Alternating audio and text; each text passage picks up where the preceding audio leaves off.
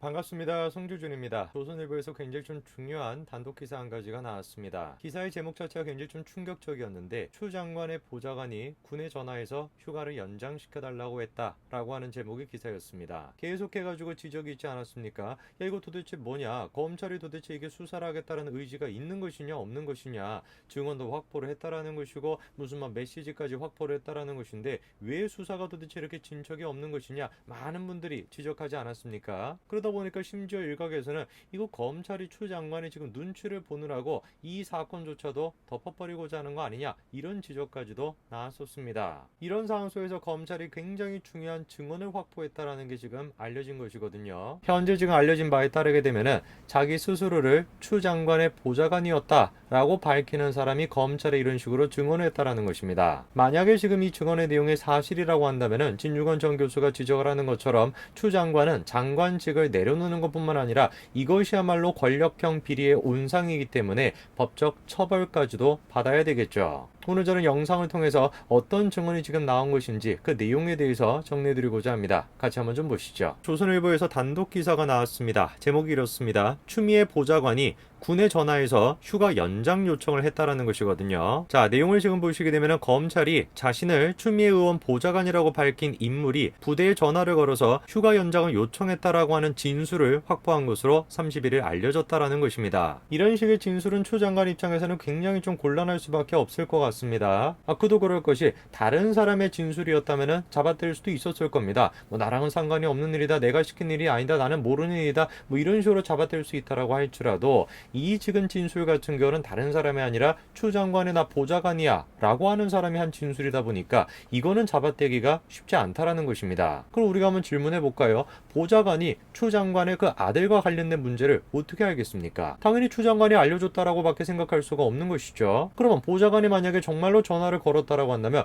왜 전화를 걸겠습니까? 그것도 마찬가지인 것이에요. 추 장관이 시켰기 때문에. 그거 말고 우리가 어떻게 생각하겠습니까? 저 개인적으로 생각을 했었을 때는 현재 지금 자신을 추 장관의 보좌관이다 라고 소개한 이 사람의 진술이 굉장히 좀 신빙성이 있다라고 생각이 듭니다. 이유가 무엇이냐라고 한다면 여지껏 나왔던 다른 진술과의 어떤 연관성과 통일성을 생각을 해봤을 때 이 진술이 굉장히 좀 신빙성이 있거든요. 자, 당시 이제 당직 사병의 진술까지도 공개가 됐었습니다. 영상을 통해서. 당시 이제 그 진술의 내용을 좀 보시게 되면은 자기가 보고를 안 했음에도 불구하고 갑자기 어떤 대위가 들이닥쳤다라는 겁니다. 지금 이제 당시에 당직 사병의 저 얘기를 들어보게 되면은 자기가 원래 보고를 했어야 되는데 괜히 또 보고를 했다가 일이 복잡해질 것 같아가지고 보고를 안 했다라는 것이에요. 그런데 어떻게 된 것인지, 내가 보고를 안 했는데, 내가 담당 지금 당직 사병인데 내가 보고를 안 했음에도 불구하고 어디서 어떻게 알았는지는 몰라도 갑자기 대위가 나타나가지고 야, 이거 미복이라고 하지 말고 휴가 처리로 해, 이런 식으로 진행이 됐다라는 거 아닙니까? 그럼 그때 이제 질문이 생겼던 것이 이거죠. 어떻게 대위가 알았을까? 추 장관의 보좌관이다 라고 밝힌 사람의 진술을 딱 우리가 대조해보게 되면 답이 나오는 거 아니겠습니까? 누가 알려줬다라는 거예요? 보좌관이 알려줬다, 이렇게밖에 우리가 생각할 수가 없는 것이죠. 부대 관계자 A씨도 마찬가지로 이렇게 진술을 했습니다. A씨는 검찰 조사에서 2017년 6월 21일 부대 단결 행사 중에 추미애 의원의 보좌관이라고 하는 사람이 전화를 걸어왔다, 이런 식으로 진술을 한 것이에요. 왜 전화를 했는지를 갖다가 보니까 추 의원 보좌관이라고 밝힌 인물이 A씨에게 설병 휴가가 곧 종료가 되는데 통원과 입원이 아닌 집에서 쉬면서 회복하려고 한다, 병가 처리를 해줄 수 있냐, 이렇게 이제 물어봤고, 그래서 A씨가 규정상 그거는 안 된다라고 했다라는 겁니다. 그런데 해당 내용을 보고받은 A씨의 상관 B씨가 어떻게 얘기를 했다라는 겁니까? 병가로 처리하기에는 규정상 어려우니까 개인 연가로 처리해 주라고 지시했다라는 것입니다.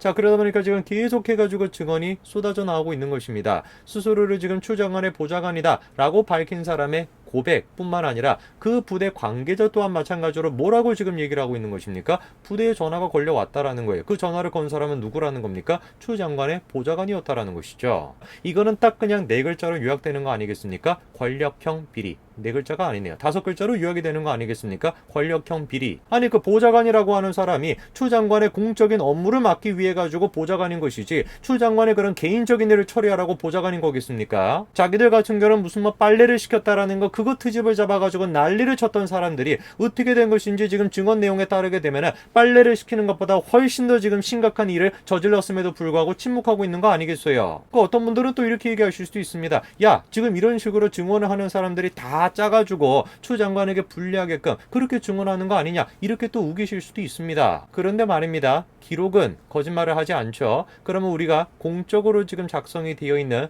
기록을 한번 살펴봐야 되겠습니다. 자, 기록을 지금 보시게 되면은 육군 규정에 따르게 되면 병가를 쓰려면 진단서나 군의관 소견서 등을 부대에 제출을 하고 심의를 거쳐야 하는데, 어떻게 된 것인지 추 장관 아들이 두 차례 쓴 병가의 근거 기록이 명확하지 않다라는 것입니다. 실제로 검찰이 아들 부대 관계자들을 소환 조사하면서 어떤 질문을 했다라는 겁니까? 휴가 명령지 등 병가 관련 근거 기록이 왜 없느냐라고 질문을 하니까 뭐라고 진술을 했다라는 겁니까? 근거 기록이 없는 것은 사실이다라는 것이에요. 부대 관계자인 A씨가 지금 실토한 거 아니겠습니까? 기록이 없다라는 거예요. 기록이. 정상적인 절차에 따르게 되면은 그런 식의 소견서 같은 게 있어야 되는 것이고, 심의를 거치고 난 뒤에 병가가 허락이 되는 것인데, 어떻게 된 것인지 추 장관의 아들의 경우에는 그런 식의 소견서가 됐건 심의 과정이 됐건 그런 게 없었다라는 거예요. 기록이 없었다라는 겁니다. 이것만 하더라도 이것이 만약에 전 정권에서 일어났으면 어떻게 됐겠습니까? 벌써 지금 막 권력한 비리다라고 난리가 나지 않았겠습니까? 병가를 쓰기 위해선 군의관 소견서가 있어야 함에도 불구하고 서류 등 기록이 전혀 없다라는 것입니다. 한마디로 19일간의 병가에 아무런 법적 근거 없이 휴가를 지낸 것이다. 국방부도 전혀 자료가 없다고 확인했다라는 거예요. 어떻게 지금 법적 기록도 없이 병가를 갖다가 19일 가까이를 쓸 수가 있겠어요? 일반 사병이라고 한다면 그걸 상상이나 할 수 있겠습니까? 상황이 지금 이렇게까지 진행됐음에도 불구하고 장관직을 유지하고 있는 것 자체가 놀라울 뿐입니다. 제가 계속해가지고 지금 같이 근무를 했던 사병들은 증언들을 쏟아내고 있는 상황이고, 관계자들도 마찬가지로 계속해가지고 증언을 쏟아내고 있습니다. 증언들의 내용을 종합하게 되면은 누가 보든지 간에 이거는 추 장관이 지금 외압을 통해가지고 자신의 아들과 관련된 휴가 문제를 덮으려고 했다, 이렇게밖에 우리가 생각할 수가 없는 상황이에요. 정상적인 21세기의 민주국가였다라고 한다면은, 최소한의 양심이라도 있었다라고 한다면은 이 사태에 대해 가지고 책임지고 진작에 벌써 사퇴를 해도 했었어야 되는 것인데, 어떻게 된 것인지 굉장히 지금 막 당당하게 지금 보이고 있는 거 아닙니까? 이번에 정경두 국방부 장관도 마찬가지로 추 장관의 아들과 관련된 문제에 대해 가지고 입장을 내놨는데요. 정경두 국방부 장관이 국방위원회에서 어떤 이야기를 꺼냈습니까? 추 장관 아들의 군복무 시절 특혜 휴가 의혹과 관련해 가지고 지휘관이 구두 승인을 했더라도 휴가 명령을 내게 되어 있는데 서류상에는 그런 것들이 안 남겨져 있다. 행정 절차상 오류가 있을 수 있다라고 분명히 인정을 했죠. 즉 국방부 장관도 인정한 거 아니겠습니까? 서류가 없다. 이거는 분명하게 지금 사실이라는 것입니다. 이것만 하더라도 책임을 져야 되는 거 아니겠어요? 법적인 근거도 없이 그러면 병가를 갖다가 십수일에 걸쳐가지고 썼다라는 게 사실이 되는 것인데,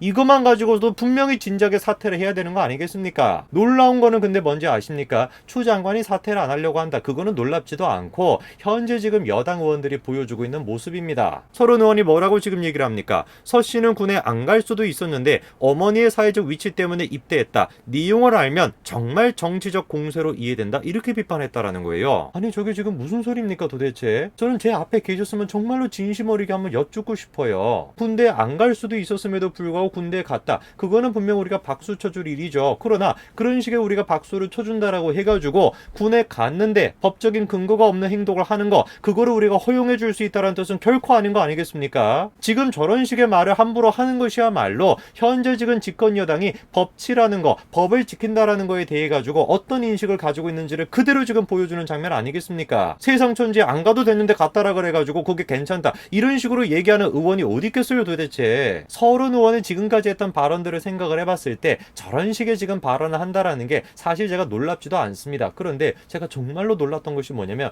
이분조차 이런 얘기를 하세요. 김병주 의원 어떤 사람입니까? 한미연합사 부사령관 출신이에요. 이분조차 지금 뭐라고 얘기를 합니까? 아픈 병사에게 병가를 줬다고 해서 특혜라고 하는 것은 너무 과도하다. 절차가 잘못됐으면 대대장과 해당 지휘관 등의 책임을 지면 되는 것이다. 이렇게 얘기를 합니다. 아픈 병사에게 병가를 해줬다라는 것이 문제가 되는 것이 아니에요. 지금 문제가 되는 것이 뭡니까? 진짜 아픈 일반 병사들 같은 경우는 정말 아픔에도 불구하고 자기가 아프다라는 것을 입증하기 위해 가지고 다 정해져 있는 절차를 따르는데, 추 장관의 아들은 그런 식의 절차를 안 따랐다라고 하는 거, 그런 식의 지금 특혜를 누렸다라고 하는 거, 그게 문제인 것을 정말로 모르십니까? 알고 있는데도 저런 식의 얘기를 하신다라고 한다면 정말로 양심이 없으신 거 아니겠어요? 어머니가 추 장관이다라는 사실을 통해서 저런 식의 특혜를 누렸다라고 한다면은 당연히 그거에 대한 책임을 추 장관에게 물어야 되는 것인데 어떻게 된 것인지 지금 군에 계셨다라고 하는 분이 누구한테 그거를 지금 책임을 물어야 된다라는 겁니까? 대대장한테 그걸 물어야 된다? 이런 얘기를 하고 계시니까 어떻게 이렇게 변질이 되신 겁니까? 정말 군인으로서의 최소한의 양심조차도 저버리시는 발언 아니겠습니까, 저게? 진정 교수는 다음과 같이 지적을 합니다. 정말로 사실이라고 한다면 추 장관은 당연히 사퇴를 해야 된다라는 것이죠. 그리고 사퇴뿐만 아니라 법적으로도 중한 처벌을 받아야 된다라는 것입니다. 아들의 건은 명백한 탈영인 것이고, 그리고 그거 덮어준 것은 전형적인 권력형 비리이기 때문이라는 것이죠. 지금까지 잘 버텨 오셨습니다만 추 장관이 지금 보좌관이라는 사람까지 나서가지고 진술한 상태에서 과연 추 장관이 언제까지 버틸 수 있을까요? 결국 길었던 싸움은 끝나고 끝이 다가오는 것 같습니다. 오늘까지 말씀드리겠습니다. 감사합니다.